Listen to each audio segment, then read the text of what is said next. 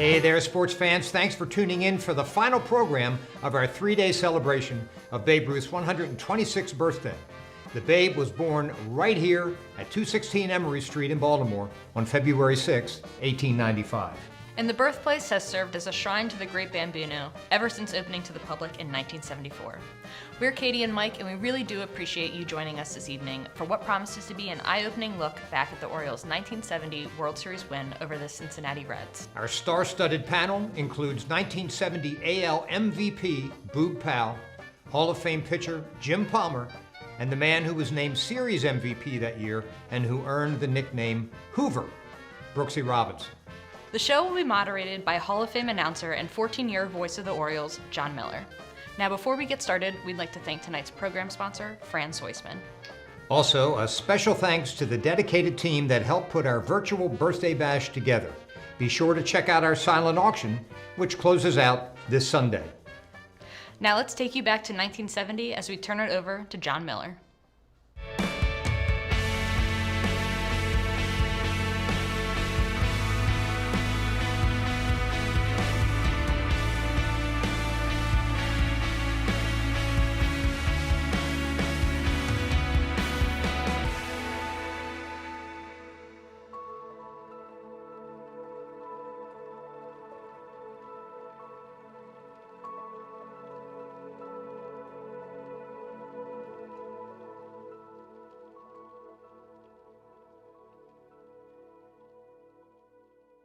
All right, thanks, Mike. I'm John Miller out here in San Francisco, but we're going back to Baltimore in great days of Orioles baseball, a period when the Orioles really had the best team in the game.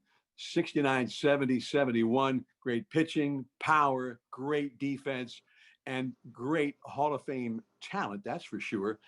69, Earl Weaver used to say that he thought that was really the best of those three teams. And I don't know, I'm going to ask you guys about that. But 70 was the year they won it all. 69, the Mets, of course, pulled off the miracle Mets, pulled off the upset in that World Series. And then 71, the Pittsburgh Pirates, Roberto Clemente and company, they came from behind and pulled off an upset as well. But one thing was always there. These three guys were in the middle of it all. Boog Powell, the great slugger. And Boog, I'm a little shocked. Looking at your bio, that you started in 61 with the Orioles. I didn't know that you'd been around that long. So, yeah, 1961. I've been around a little while, John. Yeah, I've been around a little while. I came up, they called me up to, I came in at Yankee Stadium in 1961 in the game that Roger Maris hit number 58 in. And I got my first hit in that game. All right, cool. Well, that's a great memory. Now, and Brooks I was remember playing third.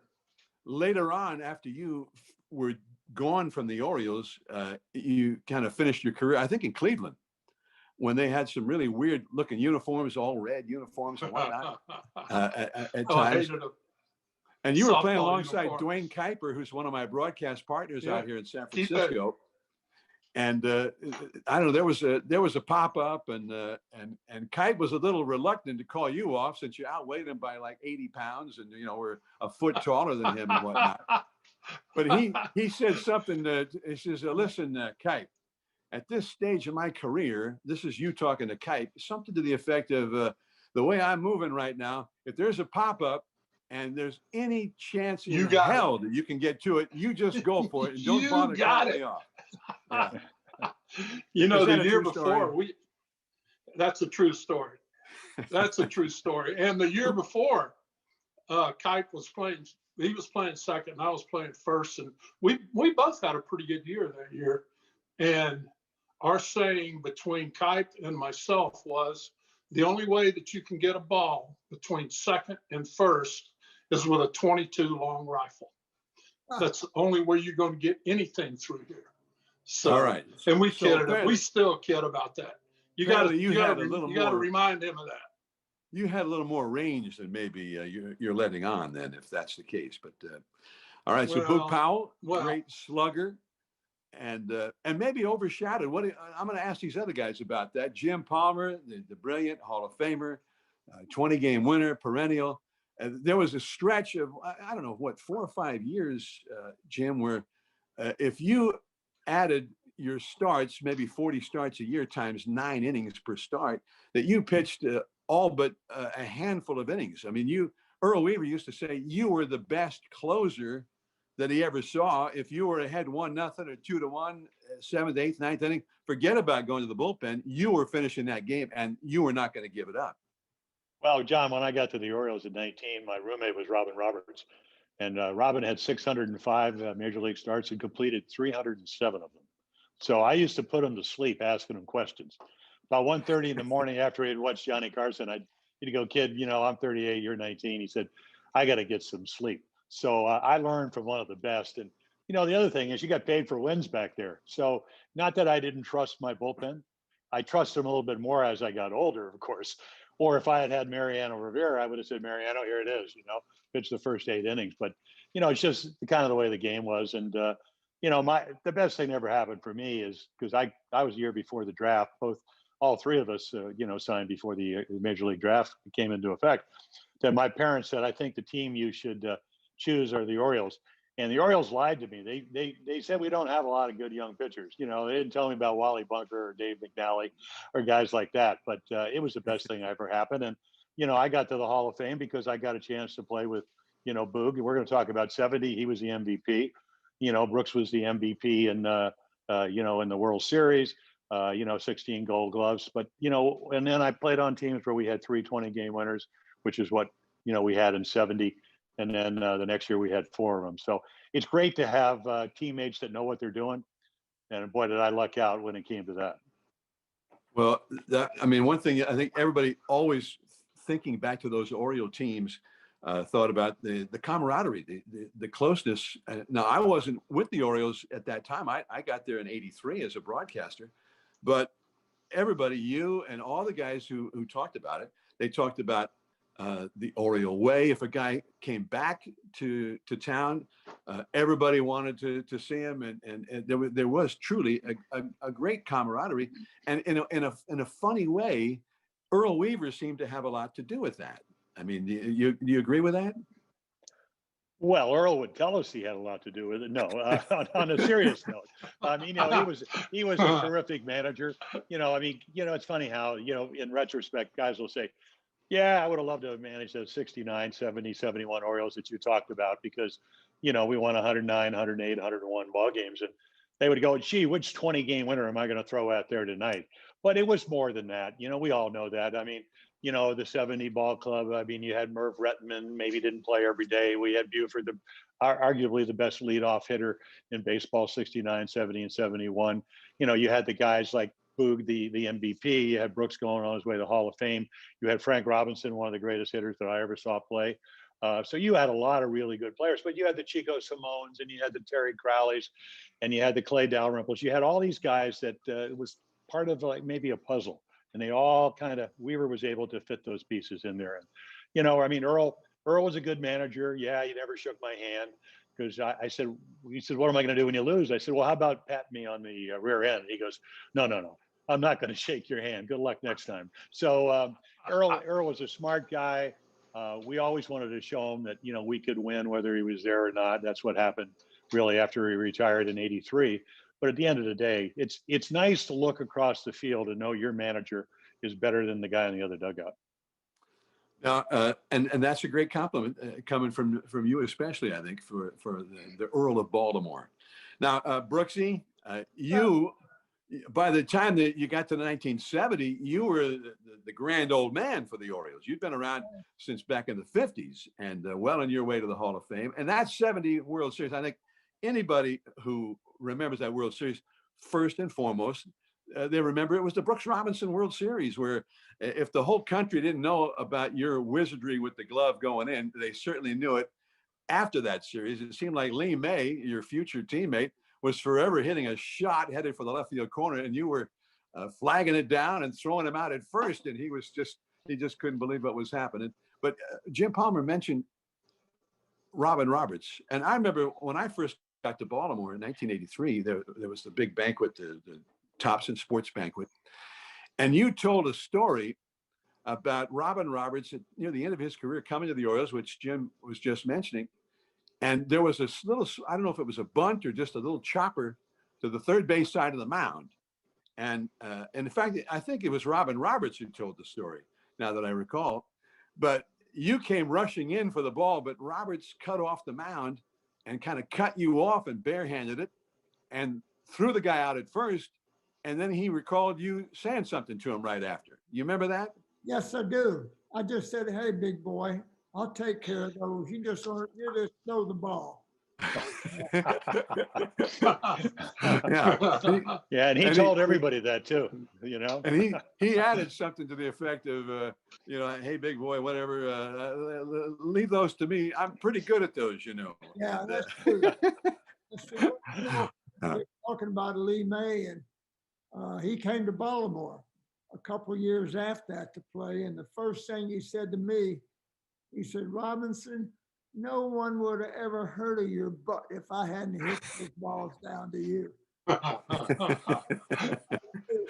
Yeah. So thank goodness Lee May helped make you famous. Yeah, that's right. Well, I actually, John, I had something to do with that because, for some reason, well, I know what the reason was, at least Earl Weaver's reason.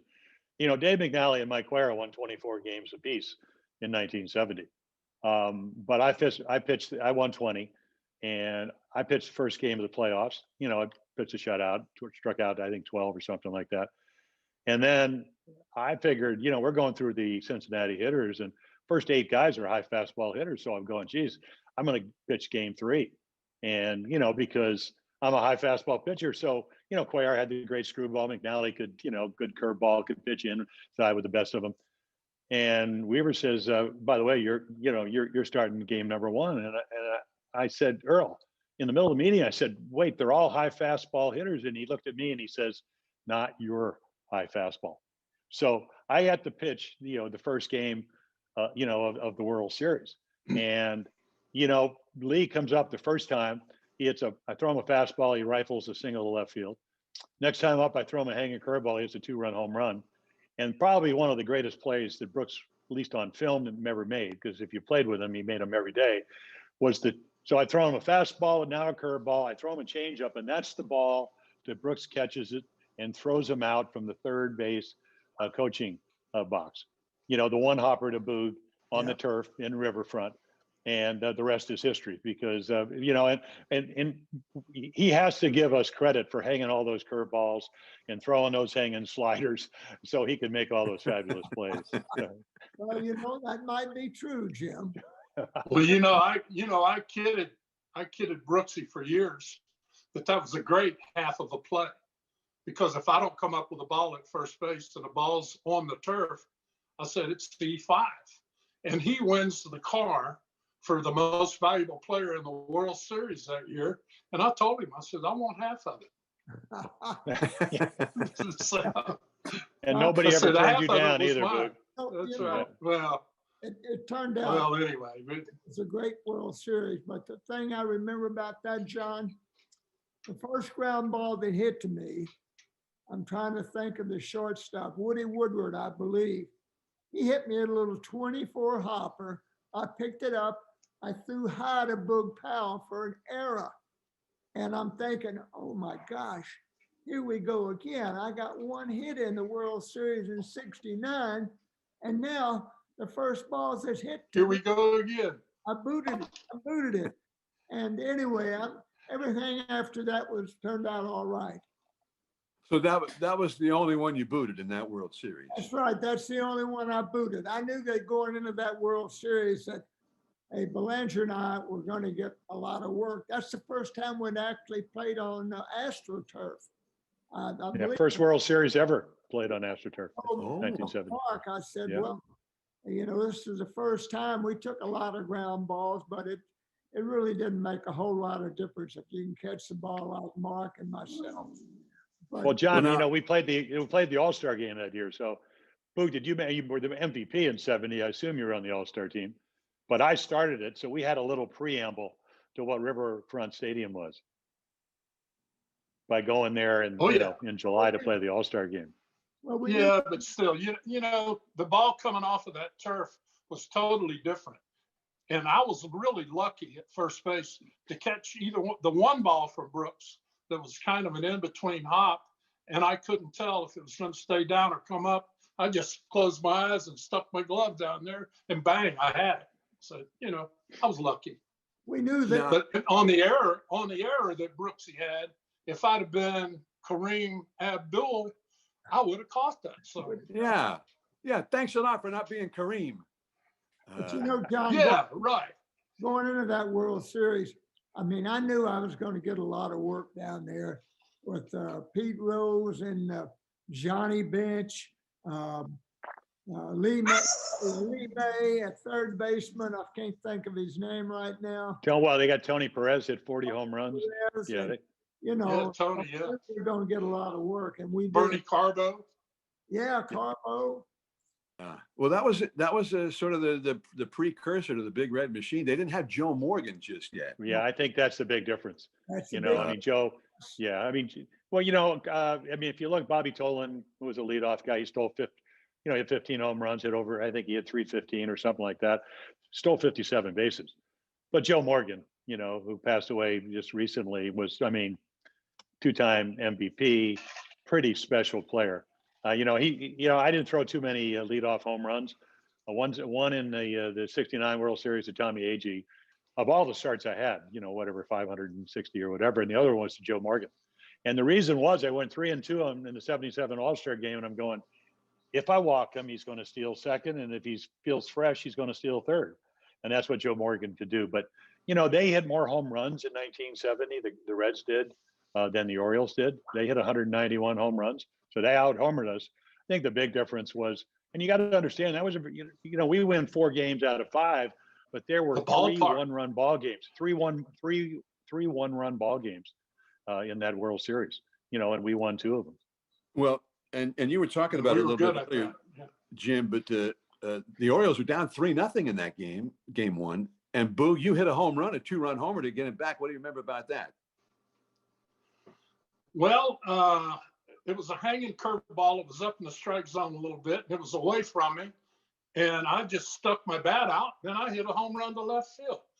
And before that time, I was kind of wondering, well, here we are, and it's the Big Red Machine. We're in Cincinnati. I better do something. So I just stuck one down the left field line. It was a home run. All of a sudden, I think it was 3-2. And I came back in the dugout and I said, I got you going, boys. The rest of it's up to you. Come on, let's go. And that's what happened. Well, now, go ahead, Brooks. Go ahead. Hey, we really took advantage of their pitching. There wasn't Seaver out there. Yeah. They were missing 2 or 3 of their pitchers. McLaughlin, I think, was a pretty good pitcher for them. And they had another big right-hander, Afro-American, but I can't think of his name. Wayne Simpson made the All-Star team, and then he won 14 games and hurt his shoulder. And the other guy who pitched in the series but hadn't pitched, I think, maybe once since September was a guy named Jim Merritt, who was their only 20-game winner. Yeah. So they were not at full strength. And we had 2 games where we scored 9 runs. Yeah. But now later in that game, in the 7th inning, Brooksy, you hit a home run, put the Orioles at 4-3. That proved to be the game-winning hit. What do you remember about the home run? It was a changeup he threw me. He had a great changeup, and I think he did me a favor throwing that changeup because I got out front, and the ball travels well there too. So it was a home run, and I was very, very happy about that. Did you know it was going as soon as you hit it? Boog, I didn't know it was going like you do. I mean, I kept saying, go, and I didn't have to say a word. Now, that game also, one of the sort of famous plays and maybe infamous plays was a tag play at the plate. Elrod Hendricks was the catcher for that game. And Bernie Carbo, that you guys mentioned, was heading home, and there was a tag play. But the subsequent television replays kind of showed that Elrod had the ball in his hand, and he tagged him with an empty glove. But it's funny. It was the 1st and 3rd, 1 out. Ty Klein pinch hit. I'm pitching, and I throw him a curveball. It was up a little bit, and he hits a chopper. I mean, almost directly maybe an arm's width away from home plate. And if you go back and look at the film, I'm pointing because you can hear on the turf, you can hear Bernie Carbo running down the line.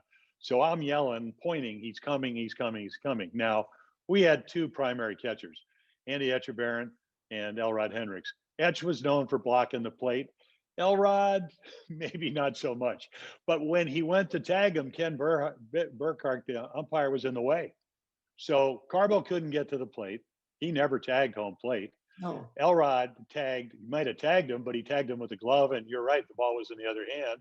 And the interesting thing is, and I go back to, 3 games of 1-run ball games, Sean, if you had instant replay, how would they have called it? Yeah. I mean, he was if he never tags the plate, yeah. Yeah, so it's kind of interesting, but it really, just think about it. You're down 3-0. I settled down a little bit. Boog hit the 2-run home run. Elrod tied it 3-3, and then Brooksy hit the game winner. But if he scores, it's a tie ball game, and then of course we might go into extra innings. They have the home field advantage. They played great we'd at have home. figured it out. Oh, okay. Thank you. We would have figured it Well, out. we did. Jimmy. There was in that Come game on, in the yeah, ninth man, inning. we would have figured it out. It sounds like 2 outs in the ninth inning. You got the 1-run lead, and Pete Rose is up, and you walked him, and Earl gave you the hook. And I mean, do you have any idea how many pitches you'd thrown? Now we'd say, well, he's thrown 112 pitches, or he's thrown 126, or that's about the limit. Or I mean, did you argue with? He had a left-hander, Pete Rickard, in the bullpen, and he went to him. Did you argue with him? No, you didn't argue with Earl. I mean, he wasn't like Sparky. Sparky, you just put the ball in Sparky's hand. You couldn't talk to him. But when you're down 3-0, and now ahead, you're 4-3, and Pete Rickard led our ball club with 13 saves. Eddie Watt, who would pitch in Game 4, would actually throw the home run to Lee May. He was second with 12 saves. So I was pretty comfortable. Not that Pete Rose, who had more home runs than anybody in the history of baseball, was an easy out, but I think, when you're gonna match up, probably Bobby Tolan was the next hitter, so you're trying to match up lefty versus lefty.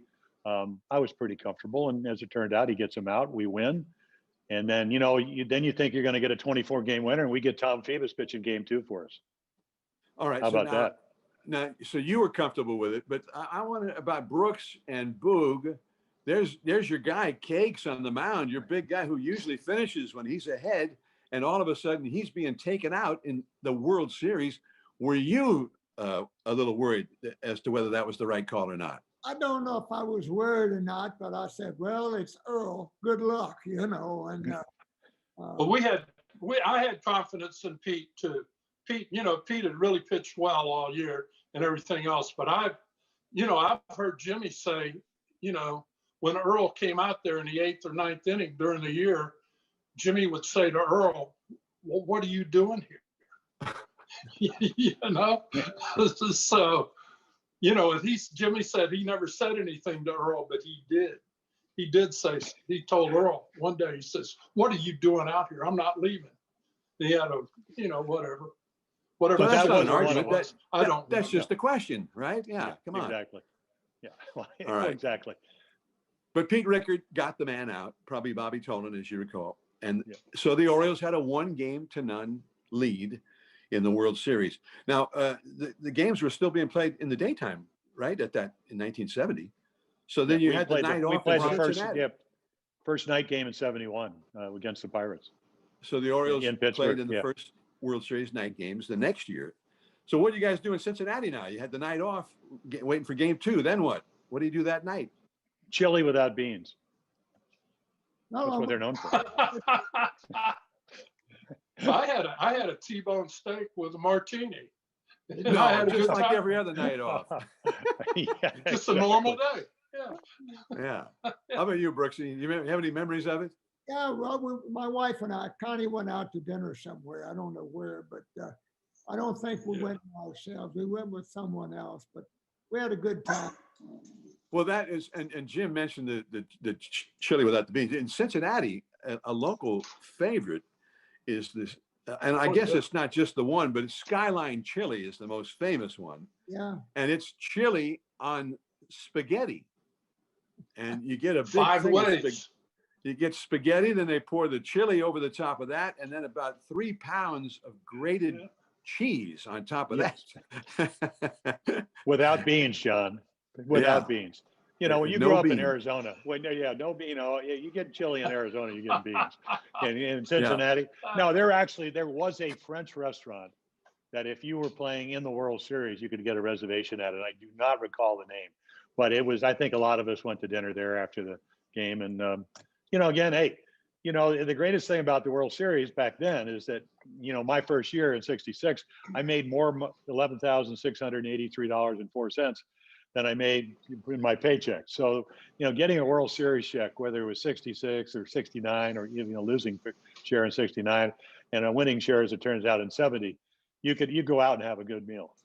So that was the winner's share in 70. You guys won that World Well, that was Series? probably, I think, like $35,000, something like that. Oh, well, okay. All right. 66, John, it was like 12 something. Yeah, Oh, it 12? was 12. Yeah. No, I know that. $11,684. Is that right? In Yeah. 66, it Yeah. was 11,600 Yeah. because And I was maybe making $10. 8,000 that year. Really? Yeah. So this was pre free agency you guys are talking about. You guys had you had to just play for the Orioles or for whatever they were willing to pay you, or just Hold give up up. baseball and go do something else. That was about the only option you had in those days. John, I held out a week for $500, you know, and finally, Harry Dalton was the general manager, and he said, I was in spring training. He said, come on down, let's work this out. I went down, he said, I tell you what, I'm going out of the room for 10 minutes. You think about it. So he left, and I'm sitting there by myself. He comes back in 10 minutes. He says, well, what do you think? I said, John, I deserve $500 more. I was already getting a little raise. I said, I deserve 500 more. Oh my God, I can't do that. And I said, went home, and he finally said, okay. He said, just remember, next year when we negotiate, just remember how you took advantage of me. Oh, yeah. They had, Oh, yeah. they had all the answers. Well, I mean, in those days though, they held all the cards, right? The owners. Yeah. Yeah. And I mean, $500. And when you say hold out, maybe for people who weren't around at that time, that means when spring training started, you weren't there. Yes, that's right. So that was the option you had. That's the only strategy a player had to be a holdout. Yep. Well, they'd look across the table and they'd say, you know, I know you went to college and I know you majored in education. Do you want to teach school or do you want to play Major League Baseball? And you'd say, I think I want to play for the Orioles. All right. So now, Yeah, I went in and I told Harry Dalton one year, I was in spring training. I lived in Miami, and I said, Harry, I said, I'll be out on my boat. I said, my call sign is Angler One. I'll be on Channel 16. So were you he holding never out called me too? that. Were you a holdout? Yeah, I held out over 2 weeks. Oh.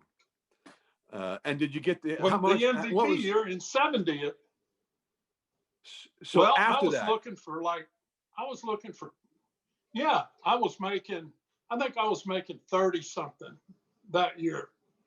And did I lose you? well, we hear you, but Well, we hear you. Yeah. we Yeah, don't see you. Hold it. I got a phone There you call. go. There you go. There you Okay, go. I'm back now. I'm sorry. Yeah, and they offered me 20,000 for an MVP year. And the year before was a better year. Then 20,000 in 1970 it was pretty good money. But I was holding out for 25. And Harry said, you're not going to get it. So they sent Frank Lane, the trader, to my house to talk to The me trainer? about signing. Right. And the trader, yeah. And I signed, I ended up getting the 25. And he Frank said- Trader Lane. and Yeah. he said the Yeah. same thing. He said the same thing to me. He said to Jimmy, he said, remember this next year. So next year in 71, I didn't have quite as good a year. I think I hit 20 home runs and drove in 90 maybe or something like that. First contract, $7,000 cut. No. Wow. Welcome Wow. to the big Yeah. leagues. A little different era, John. It really different. The other way. All right. So Yeah. you guys won game one, and now it's on to game two. And you won that game too. But that game, again, you guys were behind. Now, Jim, who was pitching again for the Orioles that game? Tom Phoebus. He had won 5 games that year. Is that the year Basically, that it was Palmer, Cuellar, McNally, and then Phoebus and Jim Harden. Harden was 6-5. I think Tom was 5-5 that year. A couple of years earlier, he had led the club with 15 wins. So, capable pitcher, but just didn't really get to start as much as he normally did. Is that the year And that he gave pitched up a 3 no-hitter? runs early. No, that was 68, I believe. Okay. 66. So Tom, 6, Tom maybe That's Phoebus. one of the 67, great 68. trivia questions. The great trivia question of all time is who caught that game? Kurt Bepley. That Phoebus Kurt was no hitter, and yeah, okay. In the only 68, game he ever caught. Kurt Blefary. Yeah. Powerful left-handed hitter. Yeah, But usually outfielder, sometimes first base. What, if Right. he needed a day off, Booth, then he played first base? No. no. Just No. an No, outfielder. Jimmy used to call him Clank. No, Jimmy used no, to call him no. Clank. That was Because when his the ball nickname. That- when the ball hit his glove, it went clank, No, that was Don Buford. and he Buford tipped it. one in. He tipped one over the fence for Jimmy one day. He hated it. But now Yeah, in that well, game too, Yeah. you guys are down by 4 runs. And as you had done in game one, Boog, apparently you hit a home run to start the comeback again. What do you remember about that? I think McLaughlin was pitching, and I don't know. I think I was ahead in the count, 2-0, and I just sat on a fastball and I let it hang out, and I hit a home run into the upper deck in dead center field, and I might venture to say there hadn't been a whole lot of balls hit up there. I never saw any. It was one of my better home runs. Wow. Pretty impressive. Now, then later on, Yeah. you got this comeback started, but later on, you guys had a 5-run rally. And Boog, you had a base hit, and Brooksy, you had a base hit in that big rally. Yeah, I think I hit a ground ball to right field. Or a base hit and scored, and they scored a run. We scored a run on that. All right. And anything going on there? Was it a hit and run? Was the second baseman breaking the cover? Or... No, Earl Weaver didn't hit and run. Earl didn't know that sign. Earl didn't, he said too many bad things happen if you hit and run. I they brought a pitcher in, relief pitcher, the right-hander, Jim. I can't remember his name, big right-hander, and hit a fastball up and off, just punched it to right field. So anyway. Well, it's funny, John, you go back and look at those World Series, we're in the dugout and Elrod Hendricks never, one time hit a ball to left field, and it was in that inning. Yeah. He hit a ball right over the third base bag. Wow. In batting practice, he used to hit him in the upper deck so far foul down the right field line in Memorial Stadium that the ushers that were cleaning off the seats would be ducking. I mean, they, 75, 80, 90 feet foul. Yeah. So for him to hit a ball to left field, 40-ounce bat. yeah, with a 40-ounce bat, things are going your way. All right. So, and you guys win that ball game 6-5, trailing again. So now the Reds, they know they're in trouble. Now you're going back to Memorial Stadium, going back to Baltimore. And what was the scene in Baltimore? You have any memories about the weather? You had the day off, the so-called travel day. Did you guys have a workout at Memorial Stadium getting ready for Game 3? Yeah. Oh, we of had course. to work out. Sure, we didn't want to lose the momentum. I think that's the way we operated in any of the World Series that we were in. Off days were, unless we're traveling, I think we worked out anyway, just loosened up some. So Yeah, now then we get to get Dave McNally with 24 wins starting Game 3, 2 games up in the World Series. That's not a bad position to be in. Now, Brooksy, you guys had to be so confident with any of those big guys, but McNally, And I always enjoyed McNally. I only saw him pitch. My first year as a broadcaster was '74 with Oakland, when Oakland beat you guys. And but McNally pitched in that series, and he was the stylish left-hander. And then when I had a chance to meet him when I came to Baltimore, I couldn't believe, because I never had heard him speak. I mean, Dave McNally, I got a little self-conscious. I says, Dave, it's nice to meet you, John. I said, all right, John, nice to meet you. Whoa. What a voice. What a voice. Well, I'll tell you, John, he was that way all the time, especially with Yep. Phil. No matter how things were going. I mean, he might be getting knocked around and, oh, look over and say something to him. And Dave would just stare right out, wouldn't look at him or anything. I thought, oh, really got upset about that. Yeah. You know, I Yeah, always have a then- conversation then with he Earl, hits John. Oh, go ahead, Boogie. Go ahead, then Boogie. he hits a grand slam in the game. Oh, yeah. He's the first pitcher ever to hit a grand slam in a World Series game, in fact. Wow. I know. I But was see, really Dave, shocked. I think one of Dave's great qualities was that, you know, he had a lot of talent, bonus kid out of Montana. The other one was he was, you know, they used to always say that Cal Jr. was stubborn. And they used to say that about Mac in a good way, because Earl would be telling him how to pitch, because everybody gives me credit for this. But, you know, we come in from extra batting practice and we're sitting on the steps of the dugout waiting for regular batting practice. And Earl comes over, Earl Weaver, and he's going to give us his, you know, this little primer on pitching and all that. And Dave finally looks at him. He says, Earl, the only thing you know about pitching, it was difficult to hit, which is why you never got higher than AA ball. So they give me credit for that. But Dave McNally's actually the one that said that to Earl Weaver.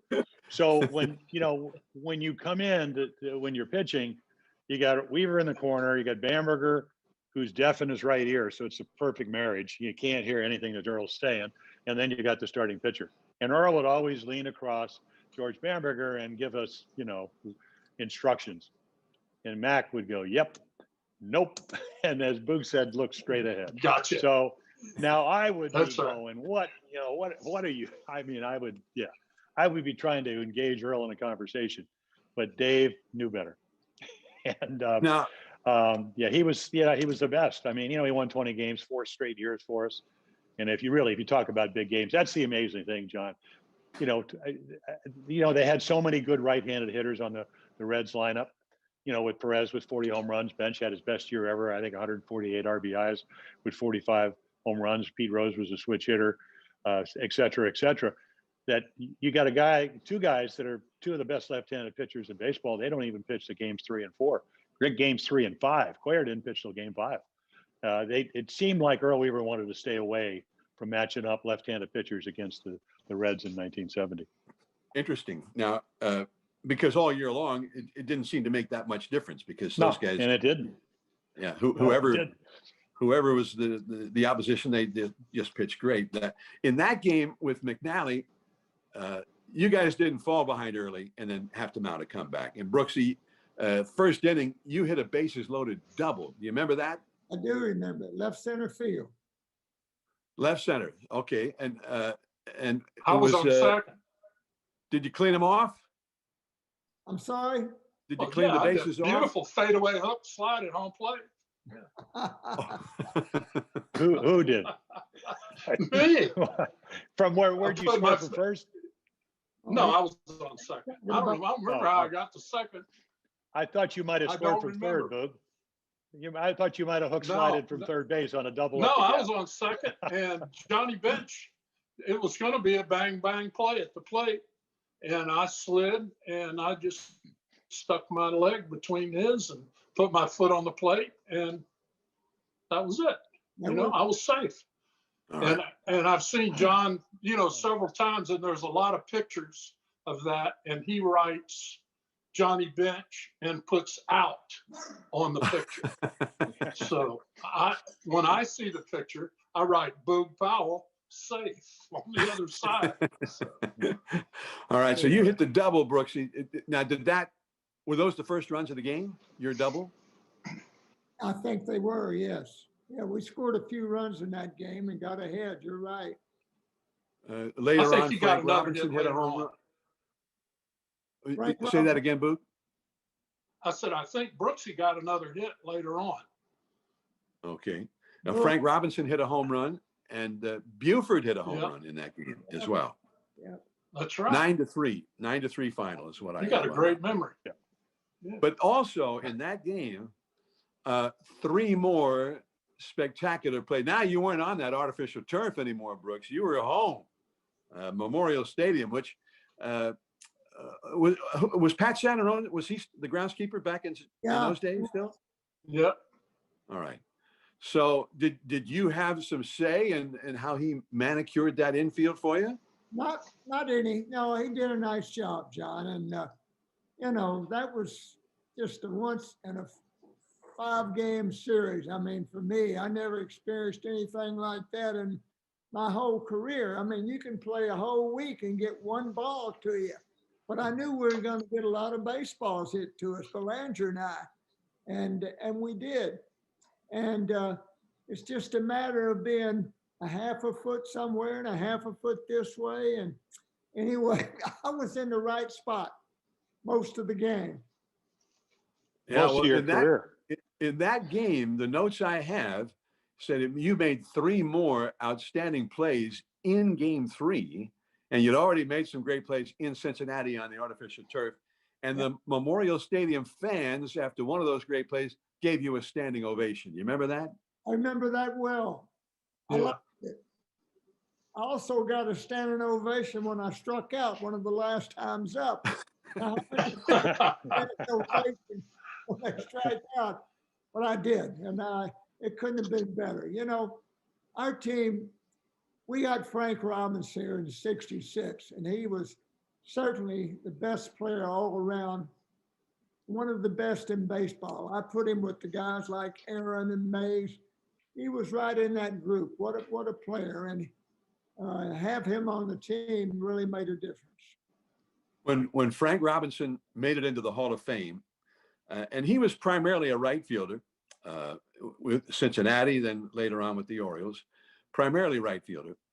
And he said that he was always trying to catch Roberto Clemente, who was the best right fielder in the game with great range, but also an incredible arm.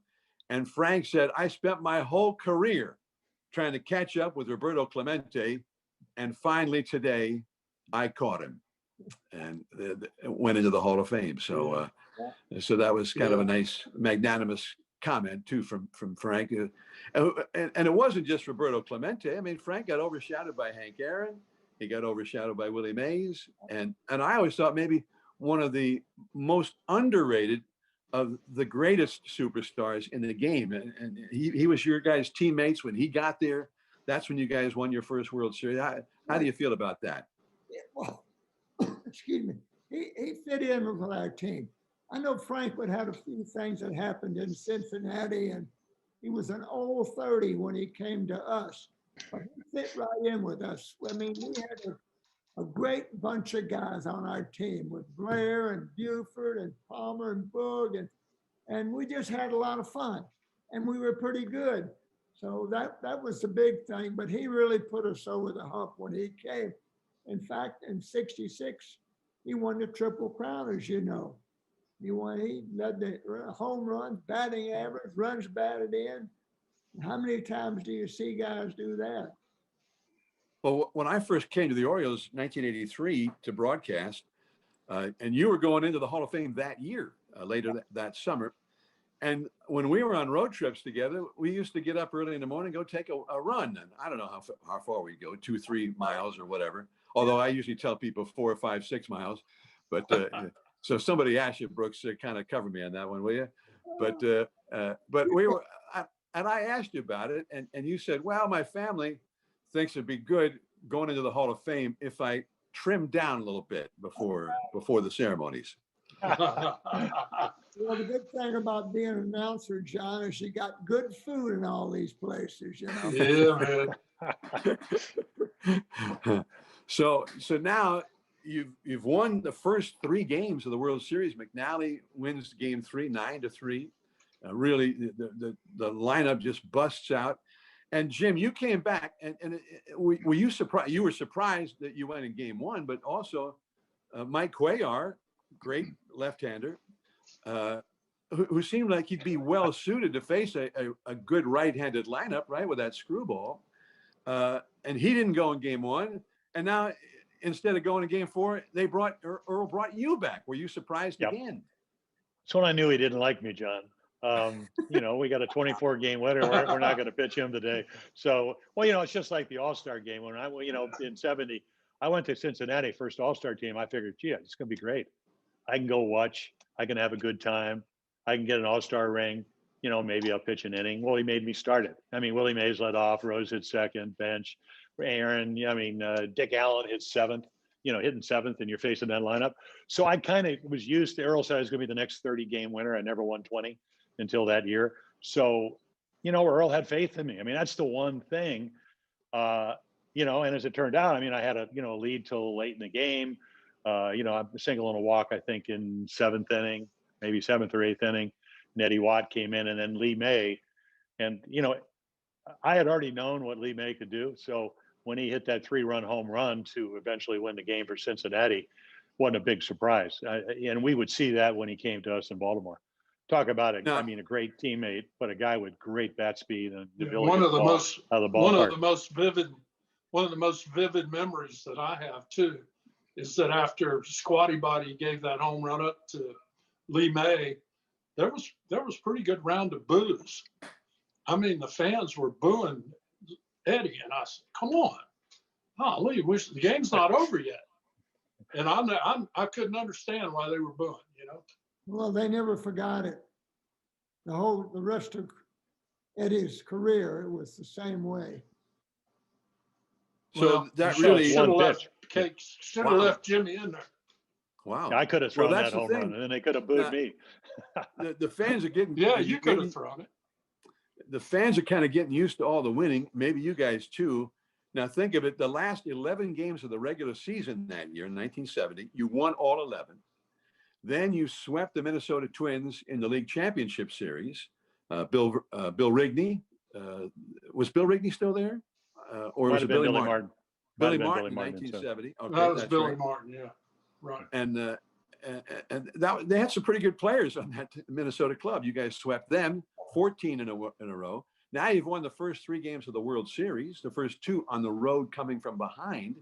So you'd won 17 straight games. It'd been a long time since the Orioles had lost to anybody. And when you left that game in the 8th inning, Jim, you were ahead 5-3, couple of men on base, and Earl Weaver went to his bullpen again. And as I remember, Eddie Watt came in, and he'd been a really good pitcher for you guys. Yeah, for a low while. ERA, 12 saves. You're matching up. I mean, he had what? Earl wasn't. We joke about Earl not being able to hit, and his favorite pitch was the slider and all that. But Eddie Watt had done a nice job for us. He had seen Lee May. He had the 3 hits in the first game against me. Then he had a double, I think, in game 3 again. Drove in a couple of runs early on and give him a 3-0 lead. So you match up, and then Eddie had some really good years for us. Sinker baller, slider type of guy. He threw him 1 fastball, and Lee May did what he did over 350 times. Did a home So run you to left had no- center field. You didn't argue with Earl. You No. felt like there was sound strategy. Not at all. Again, you're matching up, and well, the point is, you got to also understand.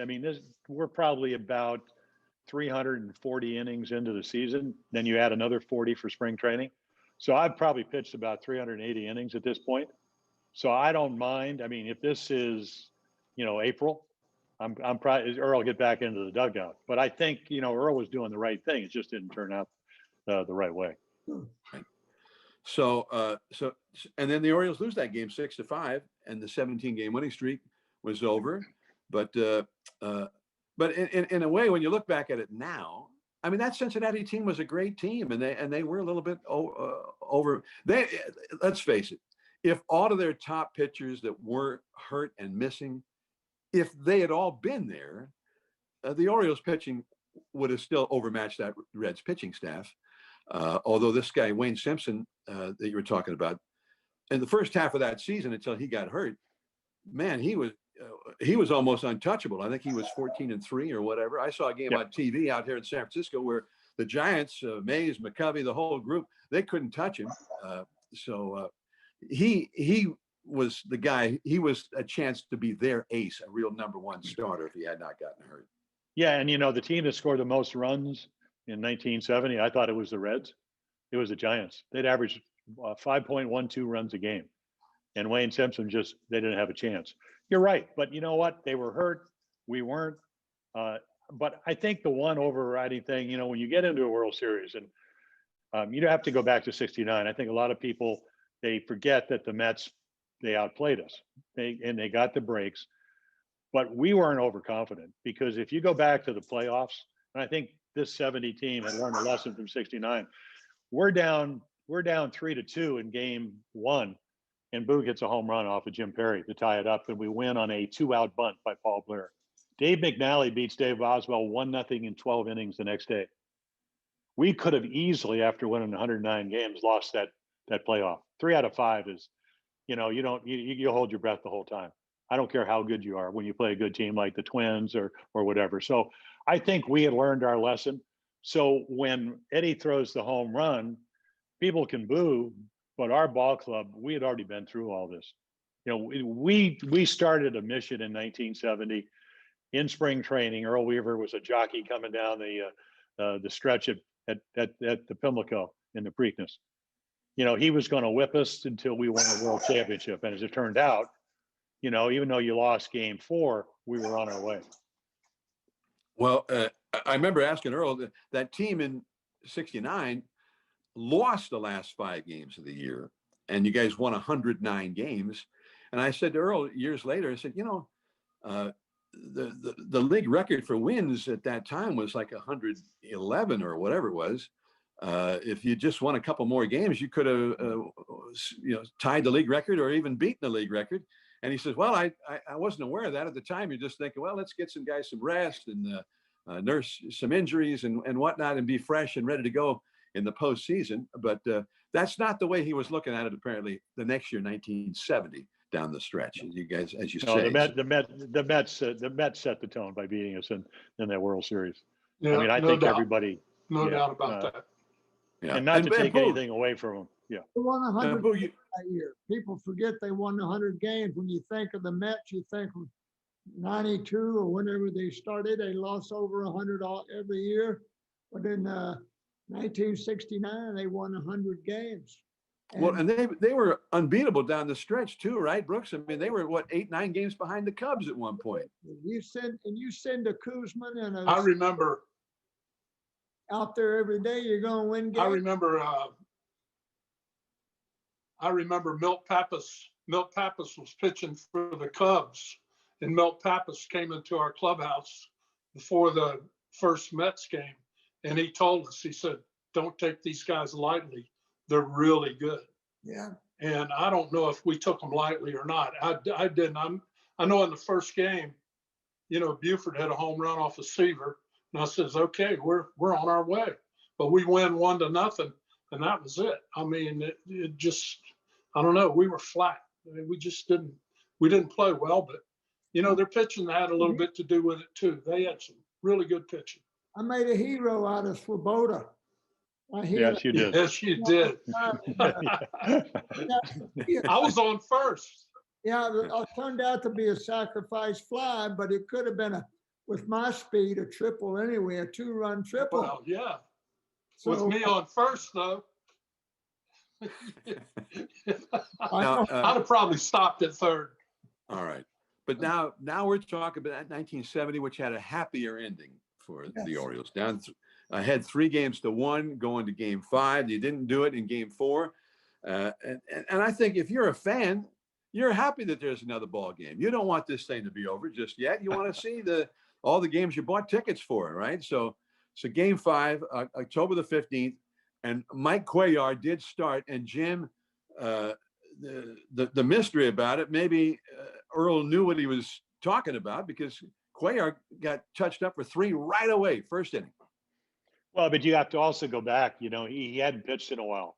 So, you take a guy that's used to pitching every fourth day, and because of Phoebus and myself pitching a couple of times before him, now all of a sudden you go out there against arguably one of the best hitting teams in the National League, a team that hit 191 home runs. It's easy to give up some runs. But the one theme, John, as you've talked about, we're down 3-0 in games 1, games 2, and games 5. And our ball club, offensively, I think we hit 10 home runs in that World Series. The Reds hit 5. We out hit them. We out pitched them. And Brooks outplayed him at third base. So, again, 3-0. I suppose if you're going to do it in game 5, you've done it on 2 occasions and won those games. So all it was a matter of, could Cuellar straighten, you get his act together, and he did. Cuellar did not allow another run. We all knew that Cuellar gave up runs early in the ball game a lot over the course of the year, and I wasn't worried at all. I said he had them right where he wanted them. I knew they weren't going to get any more runs, so all we had to do is get 4 and we win. I knew that. Well, and you guys We got a got lot 9. more than 4. Yeah. You got 9, and Cuellar allowed only 2 hits the rest of that game and finished that game after He getting was touched up amazing. for 3. They have Jim Merritt pitching. Is that right? Jim pitching. Yeah, I think he won 20 games for him, but he had the arm problems. He was struggling, and Frank hit a home run early off him too, I believe. Yeah, Merv Redmond had a home run in that game. Right down the right field line. What about Gullett? Gullett Didn't Gullett figure in there somewhere? Well, he came in relief in one of the games and pitched like 4 scoreless innings. He would eventually, he had arm problems too. So, again, this was, the Reds won 102 games. They just had a lot of injuries in their pitching staff. Well, the Orioles win that game, and it ends up being kind of anticlimactic. You guys end up killing them 9-3. Do you guys remember any of the big hits, or were there some big home runs? I mean, how'd you get all those 9 runs? Brooks, you and Boog didn't knock them all in, did you? No, I'm afraid not. Maybe that was the game Brooksy knocked me in. I was on second base. I don't remember how I got there, but Brooksy hit a ball over the shortstop's head, and I scored, and it was a bang play at the plate. I think that was the game. Yeah. So that third base coach was always waving you in, apparently, Boog. Billy Hunter. Oh, Billy Hunter. Billy Hunter was my best friend. I shook his hand like 35 times that year. He used to tell me, go ahead, but I don't think you're going to make it. So that's how much confidence he had in my. That's right. He said, you got to go. You got to go. And I was going as fast as I could. So you guys win that World Series, and then I always thought, Brooks, it was that game, but maybe I have it wrong, because you came running into the mound and you made a leap in the air. It looked like you were 5 or 6 feet off the ground, like you had taken flight, and a very famous picture from the end of that series. Photography. Yeah, that was 66, John. Yeah. That was a 66 one. Okay. Yeah, John, he was 4 years younger and had much more vertical leap in 66 than compared to 70. So by 1970, you didn't have the vertical leap. You just had this ability to catch every single ball that was within 20 feet of you. And you got named the MVP of the World Series. And Johnny Bench said, if we had known he wanted a new car, you got a new car for winning the MVP. If we'd known that he wanted a new car that badly, well, we here on the Reds would have all chipped in and bought him a damn car. Well, it's once in a lifetime for me, so couldn't happen better. And what was the scene in Baltimore? There was a day or two later, was a big parade through town. How'd that work? Yeah, we had a parade. Yeah. I mean, it was overcast. Boog had the biggest car, And as always. Mr. Hofberger was very glad that we went 5 games, because in 66, we only played 4 games, and the owner didn't get to share in the proceeds of the game. So at least he got a little bit of something. Yeah. And he took us all out to dinner. You gave him a 5th game. Okay. All right. That's right. So, That's right. and Brooksy, now you're the MVP of the World Series. Were you in demand on national TV and whatnot after that, or what? Oh, yeah, I went to different banquets, and it was good. I enjoyed that. And, it was, I had my family here. My wife's family was here and a few other friends. So it couldn't have worked out any better for me. And when I look at it now, John, it's a once in a lifetime series and it happened to be the World Series. That's the way I think of it. And Well, I always remember, Brooksy, the day that you went in the Hall of Fame in 1983. yep, And the Orioles were having a hard time replacing you. You remember they traded Doug DeCinces, who was supposed to be the heir apparent, and they kept trying to trade for Buddy Bell, who might have ended up being the best third baseman in the league at that time by the early 80s. And but the Rangers, he played for Texas at the time, and the Rangers GM was from Baltimore. And he had it in his mind, apparently, that if Hank Peters thought this was a good deal, that probably he was getting screwed. And so he would just never trade Buddy Bell to the Orioles. And finally ended up trading him to somebody else down the road. But the day, and you probably have no memory of this whatsoever, you're in Cooperstown going into the Hall of Fame, 1983. And Buddy Bell was playing third base at Memorial Stadium. The Texas Rangers were in town that day. I know that. Yeah. And Buddy Bell made like 3 or 4 errors in that game over at third base. It was as if you'd somehow he just couldn't live up to it at Memorial Stadium. The day that Brooks Robinson, he's in your spot in your house over there at third base. I think he might have made 2 or 3 of them in one inning. It was really an incredible thing, as if somehow on that date, the guy who was sort of the heir apparent to you as a great defensive third baseman he just couldn't catch a cold over there at third base. Well, that's okay. Buddy was a terrific player, though. He went on to manage, I think, and the general manager, but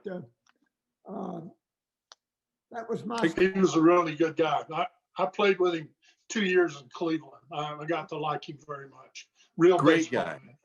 Great guy. And Yep. and we had one of his sons played for the Giants for a while and scored the winning run of the World Series, That's or to get them to the World Series in 2002. David Bell, that's right. And Right. but Buddy Bell would have fit right in with the Orioles. He was an Orioles kind of a guy. No doubt. Just great all around human being too. So that was it. So you guys win the World Series. Was there a team party or something that night after the game? Yeah, we used to have series? celebrations. John, when you go to the World Series and you win so often, no, I'm just kidding.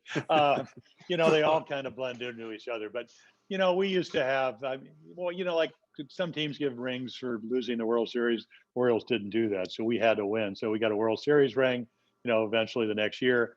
But the one thing, I think the overriding theme, and you talked about whether it's Buddy Bell, when you get to play with quality players, and and you get to somehow sign with a team, and then you get to play in World Series with guys like Brooks and Boog. I think when it's happening, you kind of take it for granted. But when you look back at what Brooks and Boog and Frank and Blair playing center field, and Buford as a leadoff guy, and Eddie Murray and Cal Jr. and all that, you're in awe of what they were able to do, and you get to see it every day. And I think that's the great thing. When you go to spring training, everybody wants to go to the World Series. And Earl used to always say, if we play as one and we use our, minor leagues and our 30 men, so to speak, we got a chance to get to the playoffs. And at least in my 19, almost 20 years, pretty much every year we did have a chance to do that. So to get to the World Series and to get to see, Brooks win an MVP in the World Series, Boog was the MP of the entire American League that year. I think you were second the year before. Pretty special time. Yeah. Those teams were so good. It wasn't. It wasn't. Go ahead, Boog. It wasn't an accident. It wasn't an accident. I mean, we put our time in. I mean, we knew all our cutoff plays, the relays, and everything else. We didn't even have to worry about it when the game started. I mean, I knew where my cutoff man was, and I knew where to be when I was the cutoff man. And those are little things like that, that over the course of the season will win games for you. And that's what we did. And we had fun after the game too. Yeah. Now, You were captain of fun after the game. now Well, Brooksy, yeah, you were on some outstanding Oriole teams, and you were with the Orioles as they started to grow and become one of the great teams in the game. You won it in 70, you won it in 66, you won it again in 70. In that stretch where you were in the World Series 3 straight years, 69, 70, 71. What was the best of those teams in your memory, in your estimation? Well, I feel like the 69 team was the best team we had. And we didn't win that year, but you know, you get in a World Series, John, anything can happen. The other team's always pretty good. And we were the underdogs in two World Series, which we won. We were the favorites in 2, which we lost. But it's just part of the game. That's all. That's the way I look at it anyway.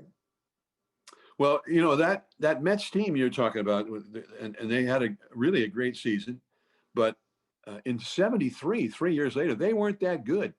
They won 82 games, 82 and 79. They had a rain out that they didn't make up, but their division was weak, and they won the division, and they still had those great pitchers.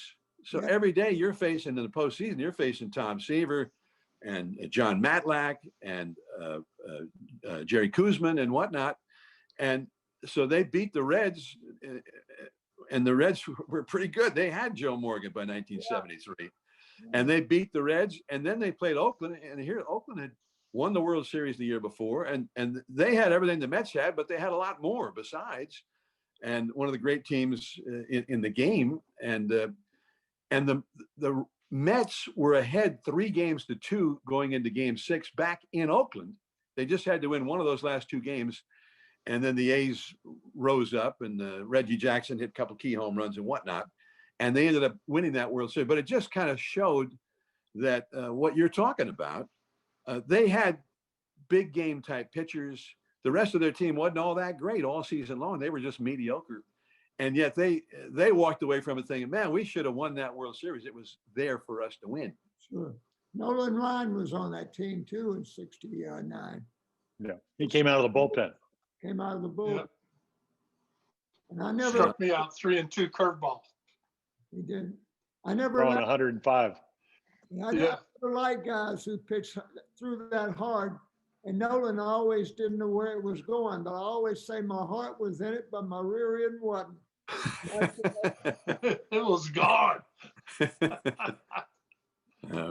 All right. So I don't know if we're coming up on the time, but that 1970 was that era where, and the Orioles had some outstanding teams after that. And Jim, you were a part of it again in the late 70s into the early 80s, when the team had another great run in the postseason and did win the World Series in 83.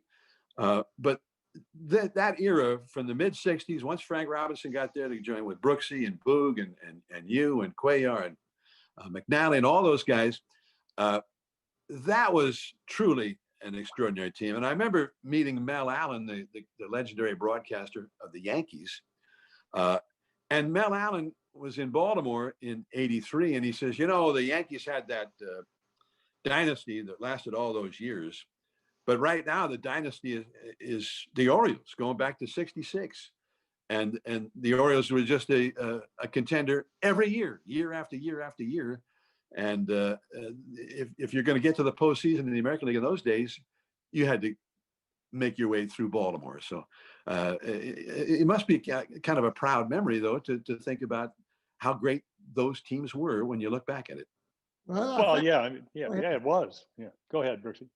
no, I was going to say they were a great team, but to be remembered, John, you have to win, and we didn't win 2 of those World Series.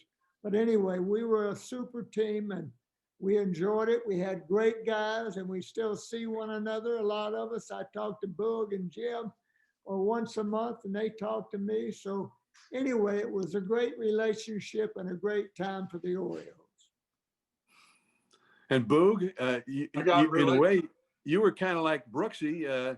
You grew with the team, getting there in '61, and until the dynasty really got in full flower. Well, I got to know Paul Richards a little bit, and of course Brooksy played for Paul Richards, and Paul Richards was, he was the man back in the '60s. Then we got Billy Hitchcock. Billy Hitchcock came in '62, and then Hank Bauer came, I think, in '64. That's right. And I hit 39 that year. We almost won. I mean, we were like a game and a half out and finished in third place. And this was in '65, we were a good team. And then, of course, '66, Frank came.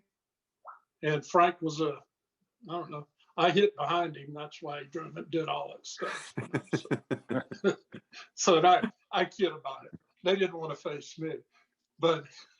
And I kidded him about that for all the years. Yeah. And Well, I don't know. It's It was true. just let's go kick somebody's butt today. That was all of our feeling. And we had kangaroo court after the game, and we only had kangaroo court when we won. And we all enjoyed having our kangaroo court a lot.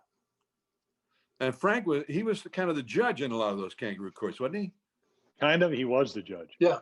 He was it. And you didn't talk back to Frank. But of course, I mean, it was all done in jest. But it's funny, John. Everybody talks about discipline and whatever. The kangaroo court kind of was a way of us self-disciplining ourselves. I mean, if you didn't show up on the bench on time, or you yawned, or you didn't do this, and we used to have certain awards that were classic. Like John O'Donohue used to pitch for the Indians, and he'd throw some long home runs. So we'd have the John O'Donohue Award. If you threw a long home run, you'd get it. Don Buford, every time we would give him the no touch award, because he was the best offensive leadoff guy in baseball, but he couldn't catch.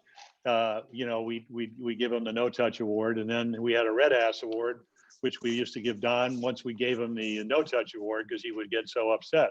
So we just had a different awards that kept everybody on their toes. The fine would be a couple of dollars or whatever. But I think the most important thing was that we only did it after we won. Yeah. And that was the great impetus to win. And, you're right. Yeah. Because if you go back to, I got there in '65, we won 94 games. We win 97 games. Frank gets hurt in '67. I get hurt. Dave McNally gets hurt. From 69 or 69, we won 109, 108, 101. 73 and 4 with a hit. I don't know if you were doing Oakland then or not, John, but we were always one hit or one pitch away from beating the A's, and they won 3 consecutive World Championships. So we had quite a run, and it was great to be part of it. We won the division. Yeah. Well, my first year was 1974 with the A's, and they had won 2 straight World Series, right. And then there they were playing Baltimore. My first postseason as a broadcaster, and they ended up, the way things have changed. Now big crowds are expected all around baseball. If you only draw 2 million fans, it's like, that's it, just 2 million. Where was everybody? Where, and you go back, I mean, getting to 1 million, that was a good year back in the '60s. Million too. I mean, we never drew more than 1 million too with all those great teams until 1979. When Edward Bennett Williams had bought in the Orioles, and they were doing more, more broadcasting and more advertising in the Washington area. So the whole Metroplex actually embraced the Orioles. Well, my first year, '83, the Orioles had never had a 2 million season. I think '79, you drew 1.6 million, almost 1.7 million, and that was the record.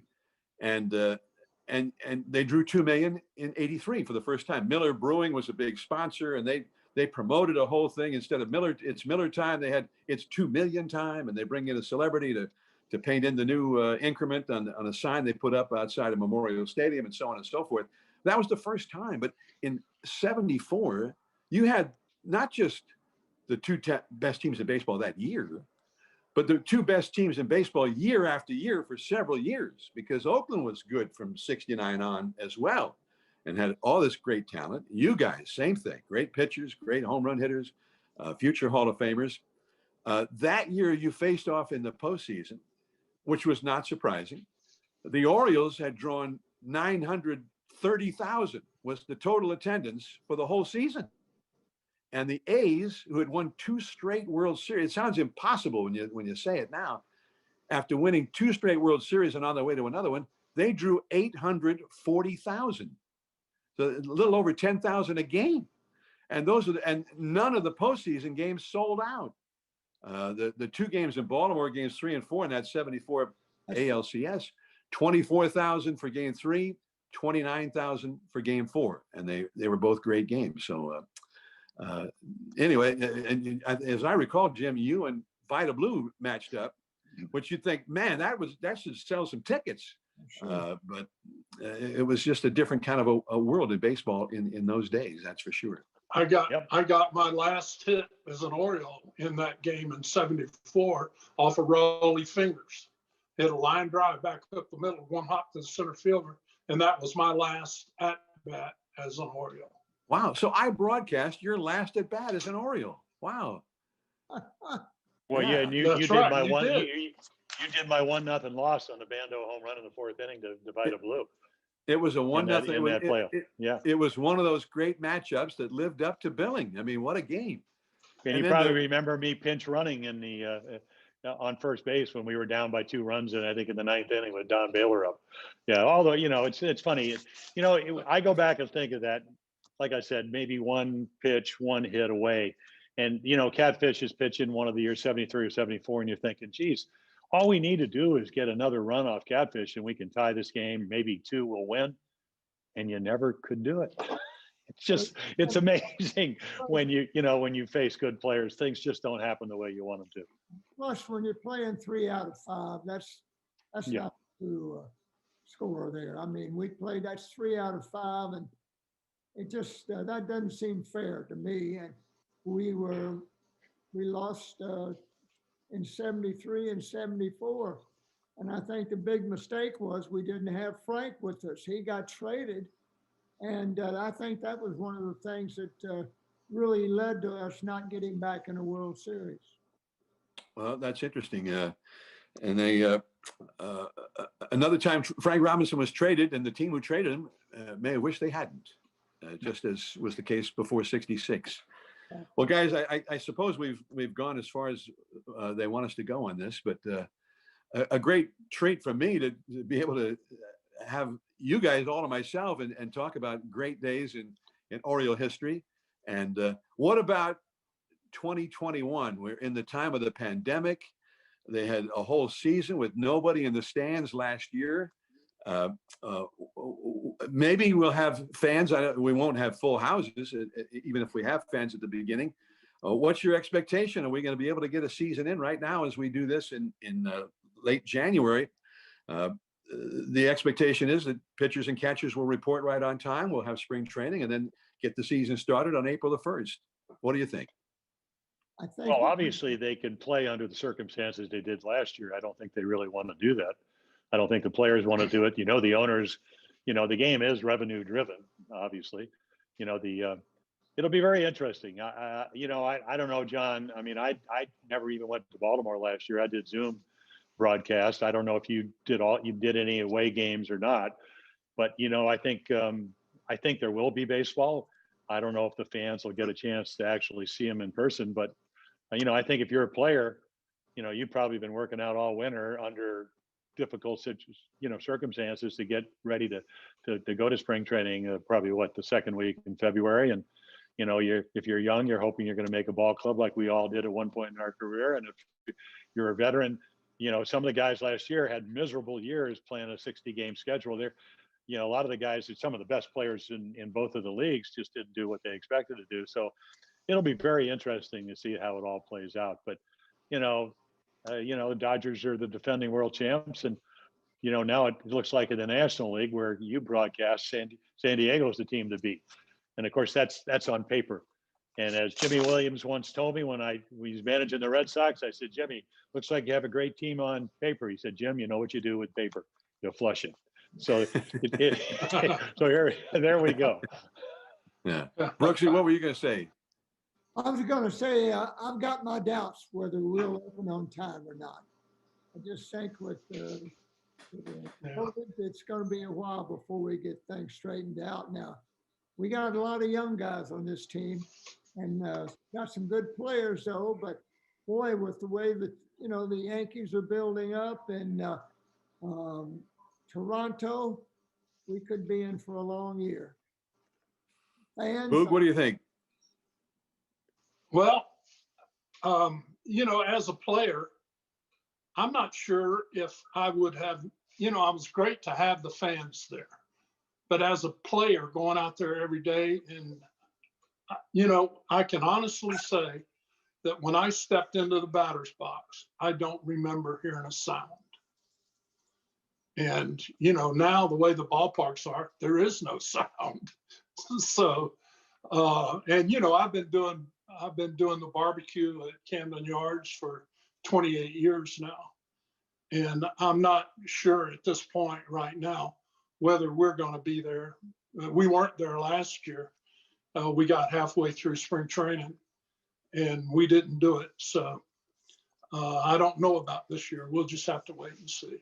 But, as far as the team goes, they got some guys that can take you deep. So they're going to have to get some guys that don't give up the long ones too, though. They need a little pitching, I think, but they can score some runs. And Trey Mancini has the cancer is in remission, and he should be back. That's exciting. Yeah. And, well, I think, John, the biggest thing, and Brooks and Boog and myself, we all started in minor leagues. Probably the biggest thing, the Orioles are in a rebuild. They, whether it's Adley Rushman or Kerstad that they got out of Arkansas or whatever, you got to get those guys at bats. If you're a pitcher, they have some really good young arms, whether it's Grayson Rodriguez or D.L. Hall or Michael Baumann, they need to get their innings. So to get to the big leagues, you got to show that you can play in the minors before you get up there. So I think that's the biggest concern to me is what's the minor leagues going to look like too? Because if you're a young player and your dream about, just like the three of us, if you want to play in the big leagues, are you going to get an opportunity to show that you belong there? Well, they only got 4 minor league teams. Each club's got 4 minor league teams, so there's going to be a few people. Well, hopefully there'll be a lot of baseball. That's what any baseball fan will be hoping for. And thanks for all the memories. Thanks for the time talking about some great days in Orioles history. To Brooks Robinson, Boog Powell, Jim Palmer, and 3 of the all-time great Orioles and some of the best to ever not just play in the black and orange, but to ever play the game. So I'm John Miller for the Babe Ruth Birthplace and Museum. Many thanks. Hope to see you at the ballpark soon. Okay, John, we miss you. I miss you guys. We got great memories of you too, John.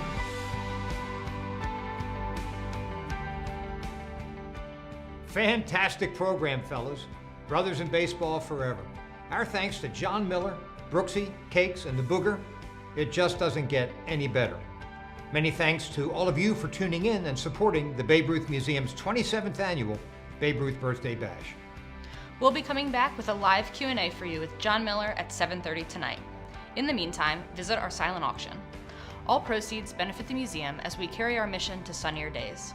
Once more, many thanks to our sponsors, especially Fran Soisman, whose generosity has allowed the museum to display Brooks's 1970 World Series MVP award and his 1966 World Series ring.